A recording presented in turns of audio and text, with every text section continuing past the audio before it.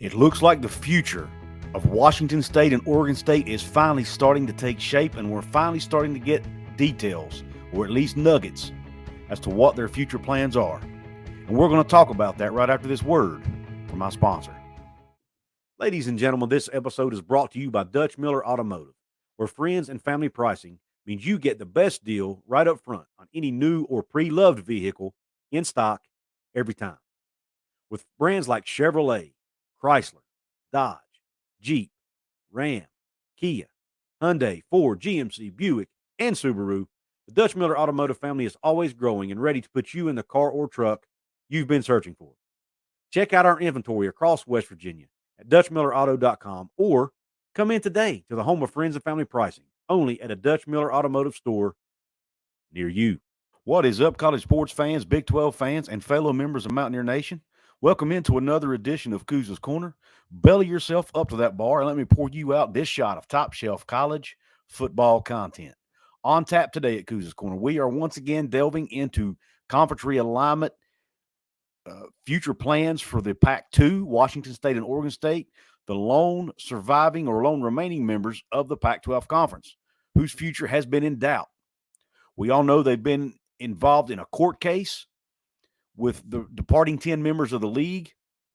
And a couple of days ago, earlier this week, they were granted an injunction and were awarded, basically, by the court, were awarded full voting rights to determine league matters. And oh, by the way, having full control of the league includes $400 million in assets that the Pac-12 owns. Now, in the hearing, the judge did make it clear to Washington State and Oregon State, you cannot do things that will harm the departing 10 members. So it's doubtful that they will take all or get all of the current TV revenue that's being earned in this year, this fiscal year. More than likely, that will have to be divided among all 12 members. But they will likely get their hands on all future revenue and assets that's owed to them, including Rose Bowl money, other bowl money, potential college football playoff money, NCAA tournament money, all of that the Pac-12 is due to get for the next couple of years will likely go to Washington State and Oregon State. And that is expected to be approximately $100 million in future assets for these two schools. And that is money that they will be able to use to help secure their future. Now, Ross Dellinger wrote a really good article today, Thursday, November the 16th, talking about the latest news that has come out about their future plans.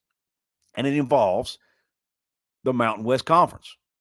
We all know that, or we have heard at least in past reports, that the Pac-2 has been involved in talks with the Mountain West about a future scheduling alliance because let's face it, now that they have no conference mates, they don't have anybody to play in conference for the 2024 and 2025 seasons.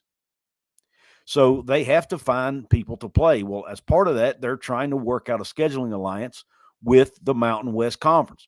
Well, Ross gave us some details about the plans for that scheduling alliance and also a way that Gloria Nevarez, the commissioner of the Mountain West, plans to leverage that to help her conference going forward. And it's a very, very good idea by Nevarez. She's doing a fantastic job protecting her conference, or at least she's attempting to.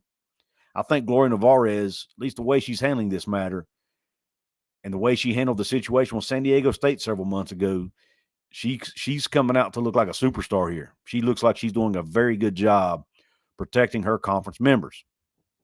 But I'm not going to read this entire article to you by Ross Dellinger. What I did do is I've got some notes here, some highlights I'm going to go over with you, just some bullet points basically.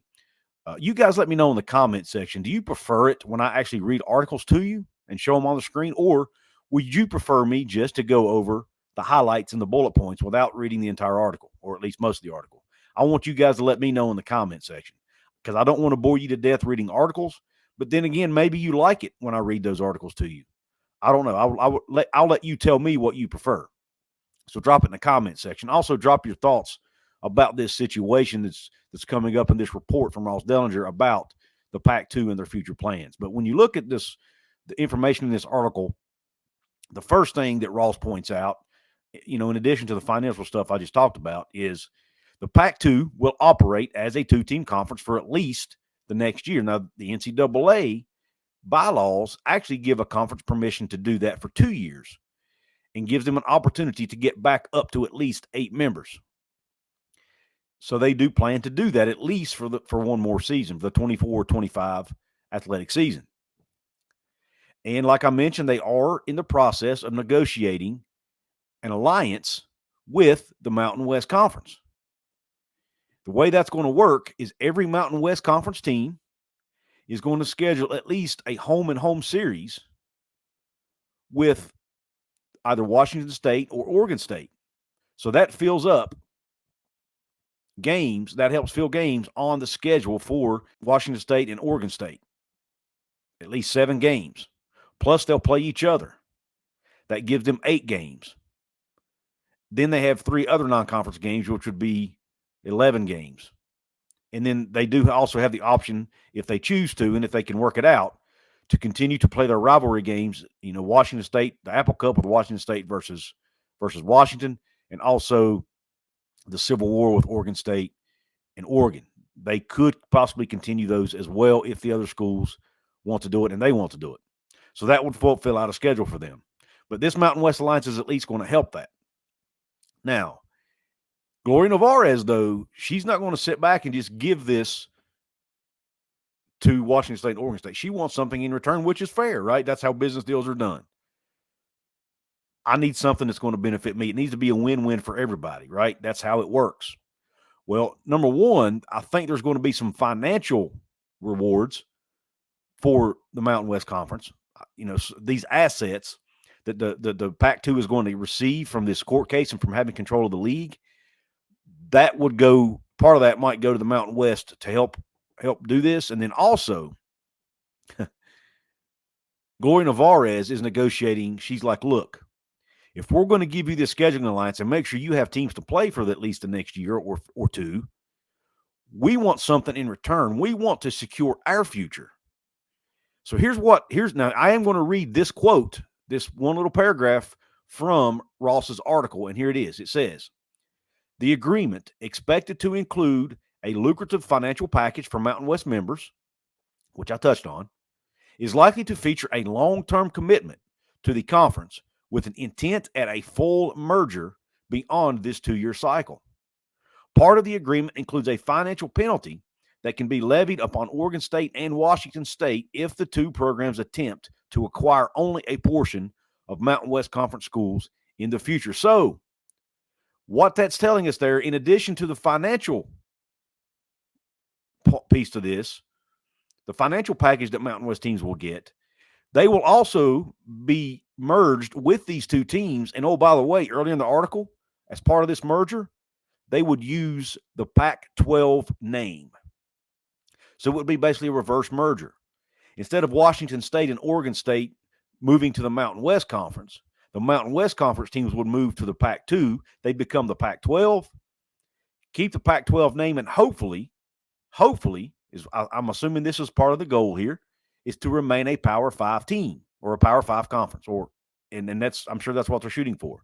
And hopefully that would help them get a better media deal. Now, speaking of media deal, the home games as part of this scheduling alliance for the Mountain West would all fall under the Mountain West Conference TV deal. Washington State and Oregon State are working on trying to get a media package together for the games they host at their home stadiums. So that's still in the works. And also, this is only football. This does not include other sports.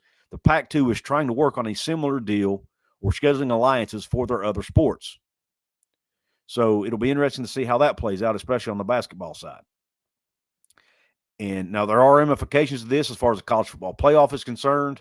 The College Football Playoff Committee has decided they are not going to allow teams with less than 8 members or conferences with less than 8 members get an automatic bid to the College Football Playoff. However, those schools would still be eligible to receive an at-large bid to the College Football Playoff.